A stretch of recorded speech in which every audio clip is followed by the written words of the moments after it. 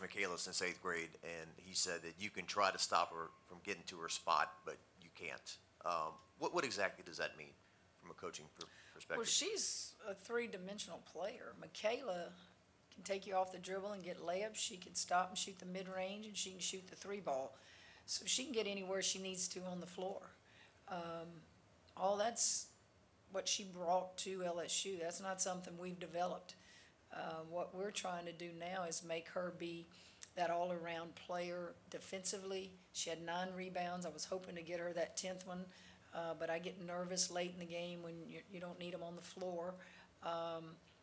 So she's just, her body, she's just strong. I think she said it best. When she just gets in shape, she's going to be that defensive stopper. She's got length, she's got size, she's got strength.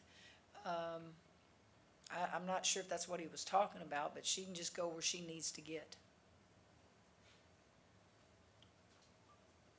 Let me say this, because I don't think we talk enough about our bench, the kids that come in. If you look at Aaliyah, you look at Janae, those kids came in very confident shooting the ball. Each of them scored a couple baskets. But then you take the rest that played, they gave you something. They gave you a couple rebounds. They gave you a bucket. It was good. It was Parents' Day, and you can't draw it up like that very often. So I was proud that all of them got to play and contribute and do something.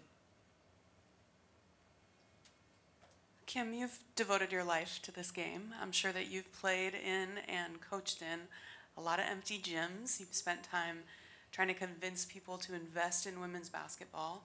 You come in here, it's chaos, the crowd loves you, loves this team. I guess I'm curious, has the novelty of that worn off, or are you still impressed? And what's it like to be at a school that is investing? It's funny you asked that question. I just had somebody give me this. Lady Texters, where I played, just had their 50th anniversary. I didn't play in a lot of empty gyms. I haven't been in a lot of empty gyms. I've been the recipient of a lot of women that came before me. And that's why history really, really means a lot to me. I know the stories I've heard from those who came before me. And I've been blessed to learn from the best, respect this game and play it and coach it the right way. And all I ever want is players to have that feeling of what it feels like to win a championship, to win a game you're not supposed to win, to run out that tunnel and look around and go, wow, to leave a game and you can't get to your car without security. What is different? The game has grown, but there's something about Iowa and LSU from that national championship that has continued. I was watching Iowa and Ohio State today, and the graphic on the telecast is the same graphic that we have here. When they go on the road, they break records in attendance. We are doing that.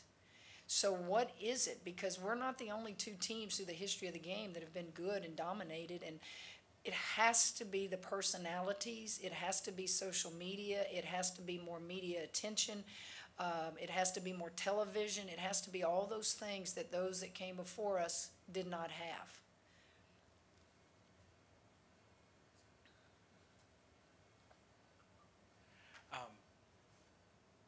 Do you always have a family day like in the middle of the season? Yeah. Have them come, We have family what, day.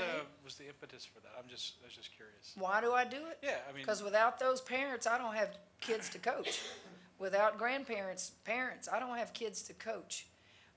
There's more to this game than just going to practice every day and going to play a game. I think families, I don't know. I don't know if other programs do it. We've always done it. Did it when I was a player at Louisiana Tech. And it's just something that I think fans want to see. What's Angel's mom? What's she look like? What is she? It's a good thing. It's a healthy thing. and since the Auburn game seemed like y'all obviously improved on defense, I'm sure there's been lots of I'm sure they get a lot. I'm sure you get a lot about this game that's coming up Thursday. But it seems like you have to be pleased with the response and the play and the focus that you've seen. I really was. I was pleased at Alabama the other night, even though we went in halftime down a point or two. I could see things that had nothing to do with the score that we were doing better. And I just thought, if we can head down this road and we can keep that focus in the areas that I'm talking about, we're going to get better. And I thought you saw that today. I thought you saw that today. It was a game that we pretty much were we pretty much were special on both ends of the floor. Yeah, Coach. I mean, since the Auburn game, offensively, what have you liked about just the pace y'all are playing with, the spacing, and just the overall assessment? Composure, leadership in practice. In the Auburn game, I think we were all looking for somebody else to make a play. You do it, no, you do it, no. And that goes with me as a coach as well. You've never seen me run that 1-4 down with Angel Reese. Well, there was a reason for it. I didn't just all of a sudden, go brain dead. I didn't know if Angel was going to get the ball back or not. That's how we struggled that night, and I always credit the opponent. Auburn made it that way, and it was that kind of game from start to finish. Kim, it seemed like today in the first half, Haley last year, Michaela Flage was able to drive and do a little bit of dishing and kicking, and obviously the ladies knocked down some open shots, but it seemed like when you come out in the second half, let's feed the ball inside. Was today kind of a flash of you guys potentially showing ways that you can win games in a variety of ways? Well, I think you're right. It looked that way, but it wasn't by design. It wasn't like we went in at halftime and said, oh, we got to have more touches here. That kind of comment would be made through the course of a game. I can make a quick hit call if I needed this touch or this one to touch it. I think it was just they were playing very confident, very free, pushing the ball up the floor, just doing a lot of active things, and the crowd got into it, and it was just one of those games that it was entertainment. What has worked defensively the last two games? Well, I think helping each other. I think that who was the big helper today? It was your post players. It was Angel. It was Aaliyah. It was Morrow. When their post player would set the screen up there. One of the things Arkansas wants to do is they want to turn that corner and they want to get to get a layup, or they want to get to the foul line. They're going to shoot threes.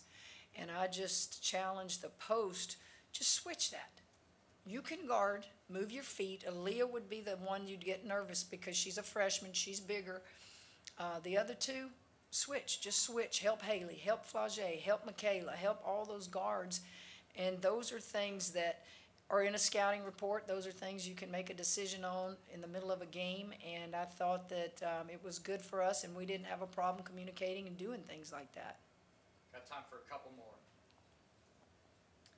Kim, your team has so much star power, to your point, and so at the beginning, Angel's not scoring very much, and then at the end of the game, she has 16 points, 17 rebounds. She is scoring a lot. Yeah, by the end, what I'm curious about is, are you, as a basketball fan, impressed by her and what she can continually put on a stat sheet, even when she's being the focus of a defense a lot? I'm impressed because I see it every day. Here's what I tell those who want to critique Angel's game. Be careful.